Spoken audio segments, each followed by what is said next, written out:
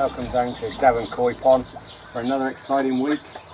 We got another adventure clearing up this week a bit, and I've got a job to do on the pumps down in the pit, but I've got to do a bit of a clear up first. Hadn't been quite so nice down here this week, but the pond temps are up, still climbing, so we're getting towards that date. We've got to take the filter all the covers off the pond, so looking forward to that. Pond coming out of the winter into the summer, going to be fantastic. But like I say, I've got a couple of little jobs to do. If you haven't already subscribed in, please whack down and hit the subscription button. Greatly appreciated. If you can give us a thumbs up as well, that's fantastic. Thumbs down if you don't like the video, don't mind either way. Thumbs a thumb. Right, we'll have a quick look over the fish a minute, a quick natter on what I'm going to do for this week. But mainly it's bringing the filters and everything up into the summer mode, because everybody's hungry, so they want feeding. Fish are starting to get really greedy. Still can't give them too much food until the filters start to pick up, and I think we're going to want some pond temps up sort of 15, 16, that kind of thing yet before it really starts to climb. But let's have a look at the fish.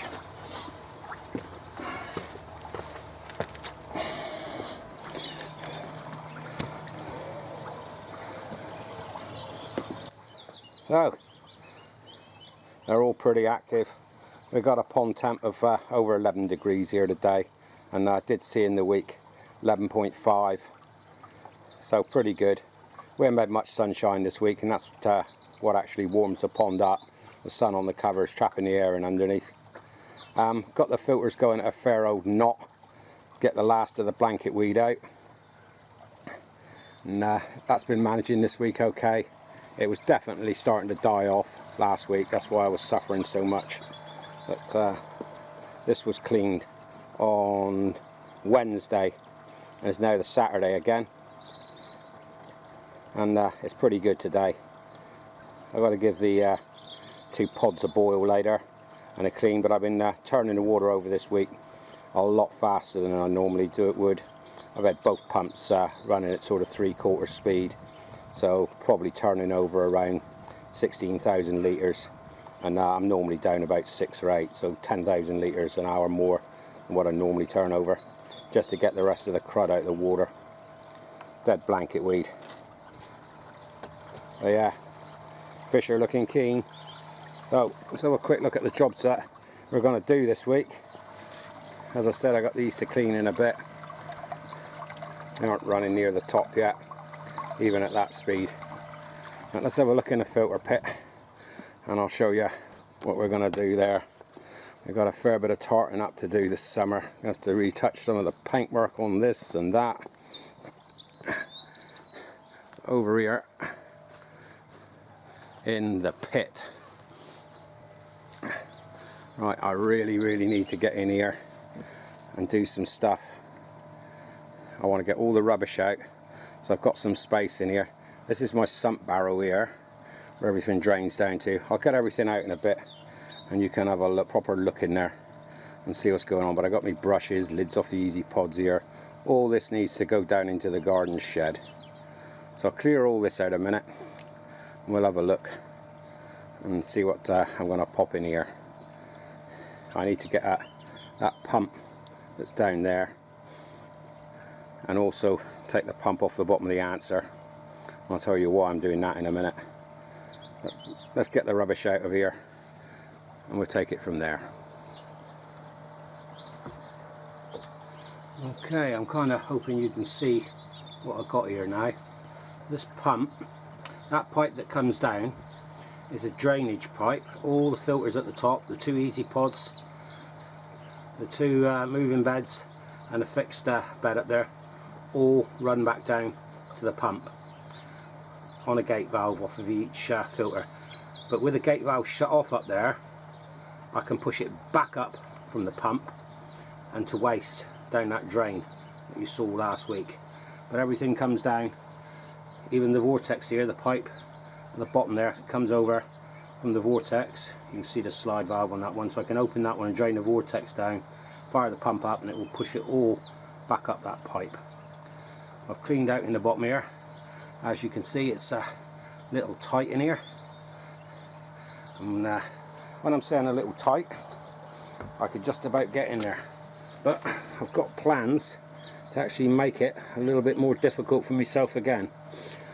I'm intending, I think, to go with another filter in here. There'll be more to come on it, but it's kind of going to be an upflow stroke static K1 micro filter. I'm hoping to get 50 plus litres of media into it. I don't really want to say more than that at the moment. It will be a kind of upflow filter, and it will be fed from the vortex via a 3-inch pipe down into it, and then I should be able to take 1.5 inches off of it to the pump. And I'm hoping to put it below pond level, but it's going to make it awfully tight in here for me. But it's something I fancy trying, because I think it would save me cleaning the easy pods so often, the pair of them. And looking at everybody's upflow filters and how they've been done, I've got a slightly different way of doing it. I will call it an upflow filter because water's going to flow up through it, but we'll get into that in a couple of weeks' time when I get more around to the idea and price the bits up. Right, I'm going to get down in here now, undo this pump and swap it over with a pump that's on the bottom of the answer here. Now the reason for that, okay, is to rotate the pumps. Now the pump down here obviously does the least work because it only runs when I'm draining my sump tank out here. Okay, it only runs when I'm draining that one out. Incidentally, on this end of the filter pit I've got a soak away dug, so any water that ends up in the bottom of the pit goes down that way in the end anyway, but you don't want to run too much of it into there. But yeah, I'm going to swap that pump over with the one in the answer. Now they've been rotated a few times. I've got 4 pumps, they're all identical, and I rotate them round. The reason for that is the running time on them. Literally, I've got a little book in there which states where the position they all started in, either on the bottom drain, on the skimmer, in the answer, or on the waste, and I've rotated them round. Now this pump here now is due to come out of there. It's had little use, go onto the bottom of the answer, and the pump that's on the skimmer is due to go onto the bottom drain. Now I left enough cable there to be able to take them all out. Okay, also the other thing I got going for me here, if I lose a pump, i.e. a pump goes down and packs up, I can get in here. I've got this old Owazi pump over there.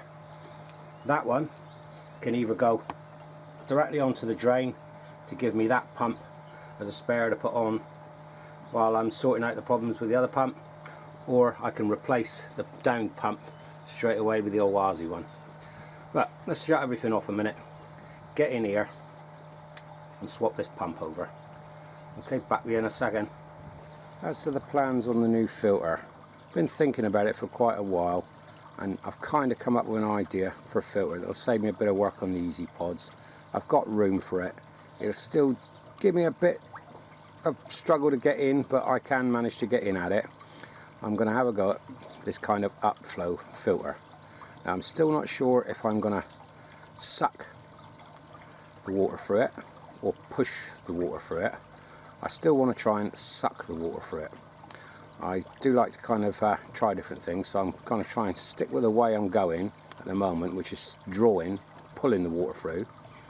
So this upflow, it's going to be upflow filter, but it's going to be square, which is a bit of a change from everybody else's. It won't be involving a piece of tube. It's going to be a square filter or oblong filter, semi-transparent. I've been looking at things to do this with. It's going to be semi-transparent. I'm going to feed it from the vortex with a 3-inch pipe, and then take 1.5 inches out the top, I think, and go with that then back to the pump. And I'm not sure whether to actually put it on pond level like the vortex or sink it down below pond water level. It's a bit of a trial. If it works, it might even pay to put it on my skimmer line. It wouldn't be too much effort to swap it round. Once I've built the thing, I'll use rubber boots for most of it. I've got a load of 3-inch rubber boots here, so it's I can certainly do the 3-inch line with it. I have to have a look, see what fittings I need, get the tank ordered, and the fittings that I need ordered. Have a look at my fittings box as everybody does, see what I got, see what I'll need, and I'm going to have a go at this. Probably be Easter. I've got 25 litres of K1 micro here. I'll get another 25, so chuck 50 litres in it. The tank certainly wants to be of a reasonable size, not too small. It needs to be at least a sort of around 120 to 160 litre tank to pull all this through. It could be interesting. Right, back over, and you can see the cock up I've just made swapping the pumps over, which is a little bit of a pain.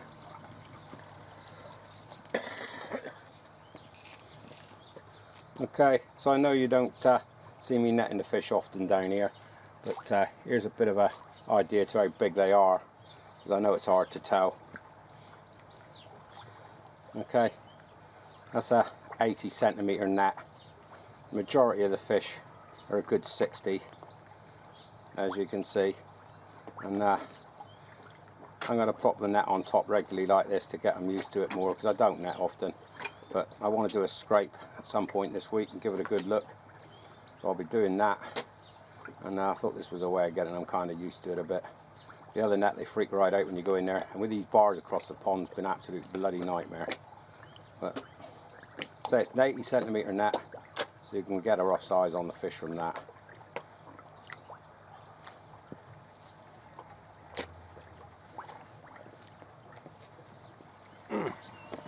So I've just rotated those pumps from the bottom of that one to over here, and I should have undone the quick coupler there and one of the rubber boots. I didn't. I undone the screw fitting onto the pump on the bottom there, did it back up, and I heard it crack when I did it, so I've damaged the lip on it. It's slightly weeping. I'm not overly fussed, but that's another bloody job I've made myself. But there, the pump swapped over.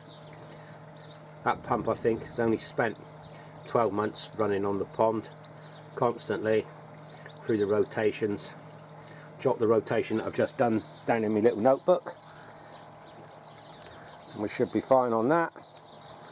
The other pump's back in this one. Of course, that one's running all the time, but it's not exactly under a lot of workload.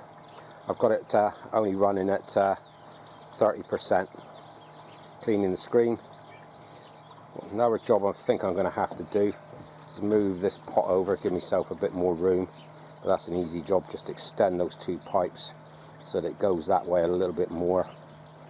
Slip a slab in down there so it's back over that way a fair bit more to give me more space here for this filter. But yeah, this is going to work, and it's worth a go. Water filters, if they aren't to be played around with. Right, let's stick you on a tripod over here. Fish all looking very happy with these temps. Water's absolutely amazing. If the sun was on, I'm sure it'd still be looking a little bit green, but blanket weed aside, which seems to have died off. Fantastic stuff. That resolve, it worked, but it took its bloody time this time of year. Down to the temps, I think, literally. It was so cold, instead of it bashing it in sort of a week and a bit, it took nearly a bloody month. Alright, let's get you over here a minute. Right then, as said, I'm going to be having a go at an upflow filter. Devonkoi's own design upflow filter. Been quite a few on YouTube, and yes, I like them all, but they're too bloody small. Simple as that. They're all too small. Whiteley's was the only one I've seen of a decent size, but I think even that, he was probably getting more out with a protein skimmer. But Terry likes to have a play, as we know. He's the man with that kind of thing. Got the time and the patience to play with it. But I'm going to have a go at my own upflow. It's going to be a bit different than everybody else's for sure, and I think it'll take a fair bit more out, because you can always take more out of the water. even the people with drum filters, they might have a 60 micron screen on it, but if they were to stick one of those upflow filters on after it, or a fixed bed of K1, and give that a rinse out once a week, they'd be shocked what it pulled out of the water. Drum filter don't take it all out like that, definitely don't. So we're going to be playing around with that. Right, if you've enjoyed the video this week, you want to catch up with what I'll be doing with that filter in a couple of weeks time. Not only that, taking the covers off, it'll all be happening soon. Fish are looking forward to covers coming off, I'm looking forward to the covers coming off. It's all going to be happening. So click the button, like, subscribe, unlike, doesn't matter, thumbs up, thumbs down, but hit that subscribe button, get subscribed in. You see this filter as I build it up, and we'll get the pond uncovered in a week or two. Thanks for watching, enjoy your pond.